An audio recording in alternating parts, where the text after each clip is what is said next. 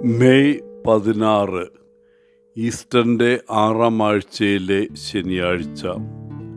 യോഹന്നാൻ 16:23 മുതൽ 28 വരെ വാക്യങ്ങൾ.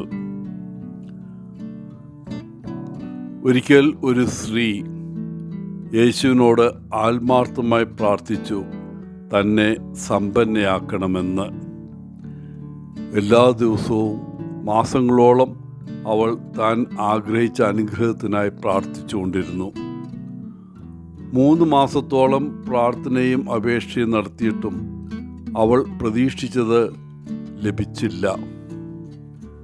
വളരെ ആശയക്കുഴപ്പത്തിലും അസ്വസ്ഥയുമായ അവൾ കർത്താവ് തൻ്റെ പ്രാർത്ഥനകൾക്ക് മൗനം പാലിക്കുന്നത് എന്തുകൊണ്ടാണെന്ന് ചിന്തിച്ച് വേവലാതിപ്പെട്ടു. ഒരു രാത്രി അവളൊരു സ്വപ്നം കണ്ടു.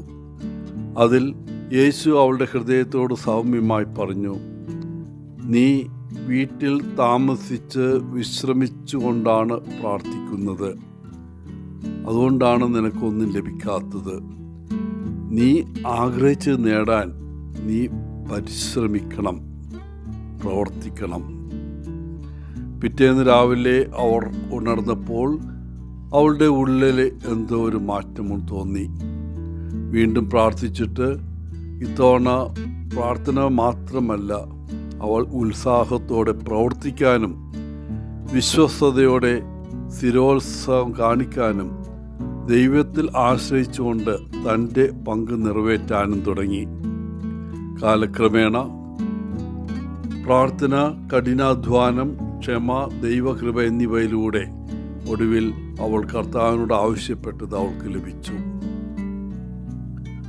നമ്മുടെ ജീവിതത്തിൽ പലതവണ അനുഗ്രഹങ്ങളും മുന്നേറ്റങ്ങളും നമ്മുടെ പ്രാർത്ഥനകൾക്കുള്ള ഉത്തരങ്ങളും നാം ആഗ്രഹിക്കുന്നു. പക്ഷേ സഹായിക്കാനും നയിക്കാനും സുഖപ്പെടുത്താനും നമുക്ക് വേണ്ടതെല്ലാം നൽകാനും അല്ലെങ്കിൽ നമ്മുടെ സാഹചര്യം മാറ്റാനും നാം യേശുവിനോട് അപേക്ഷിക്കുന്നു. പ്രാർത്ഥന തീർച്ചയായും ശക്തവും മനോഹരവും ആവശ്യമാണ്. കാരണം അത് നമ്മുടെ ഹൃദയങ്ങളെ ദൈവവുമായി ബന്ധിപ്പിക്കുന്നു. എന്നാൽ വിശ്വാസം നിറഞ്ഞ പ്രവർത്തനത്തിലൂടെ അവൻ്റെ കൃപയുമായി സഹകരിക്കാൻ കർത്താവ് നമ്മെ വിളിക്കുന്നു. ഇന്നത്തെ സുവിശേഷത്തിൽ യേശു പറയുന്നു, നിങ്ങൾ എൻ്റെ നാമത്തിൽ പിതാവിനോട് ആവശ്യപ്പെടുന്ന എന്തും അവൻ നിങ്ങൾക്ക് നൽകും. യേശുവിനോട് യാചിക്കുമെന്ന് പറഞ്ഞാൽ ആ യാചനയിൽ പ്രവൃത്തിയും ഉൾപ്പെടുന്നു. നമ്മുടെ പ്രാർത്ഥനകൾ അധരങ്ങൾ കൊണ്ട് മാത്രം സംസാരിക്കുന്ന വാക്കുകളായി മാറരുത്. നമ്മുടെ പ്രാർത്ഥനകൾ നമ്മുടെ കൈകൾ ചലിപ്പിക്കാൻ അനുവദിക്കുകയും നമ്മുടെ ദൃഢനിശ്ചയത്തെ ശക്തിപ്പെടുത്തുകയും സ്ഥിരോത്സാഹത്തോടെയും ഉത്തരവാദിത്വത്തോടെയും ദൈവത്തിൽ ആശ്രയിക്കുകയും ചെയ്യാൻ നമ്മെ പ്രചോദിപ്പിക്കുകയും വേണം. വിജയത്തിനായി പ്രാർത്ഥിക്കുമ്പോൾ നാം കഠിനാധ്വാനം ചെയ്യണം. ബന്ധങ്ങളിൽ രോഗശാന്തിക്കായി പ്രാർത്ഥിക്കുമ്പോൾ ക്ഷമിക്കാനും മനസ്സിലാക്കാനും സ്നേഹിക്കാനും പഠിക്കണം. മെച്ചപ്പെട്ട ജീവിതത്തിനായി പ്രാർത്ഥിക്കുമ്പോൾ ദൈവം നമ്മുടെ മുമ്പിൽ വയ്ക്കുന്ന ചുവടുകൾ ധൈര്യത്തോടെ എടുക്കുകയും വേണം. പ്രിയപ്പെട്ടവരെ, നമ്മൾ പ്രതീക്ഷിക്കുന്ന നല്ല കാര്യങ്ങൾ നിറവേറ്റാൻ യേശു ഉദാരമായി നമ്മെ സഹായിക്കുന്നു.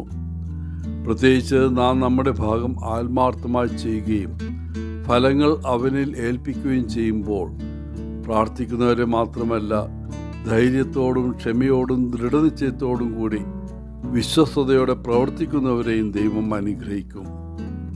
തീർച്ചയായും നമ്മുടെ ജീവിതം എപ്പോഴും പ്രാർത്ഥനകളാൽ അടയാളപ്പെടുത്തണം.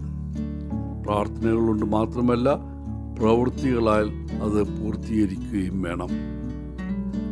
എല്ലാവർക്കും നല്ലൊരു ദിനം ആശംസിച്ചുകൊണ്ട് ഒത്തിരി സ്നേഹത്തോടെ പോളച്ചൻ, CSSR ഫ്രം Kerala.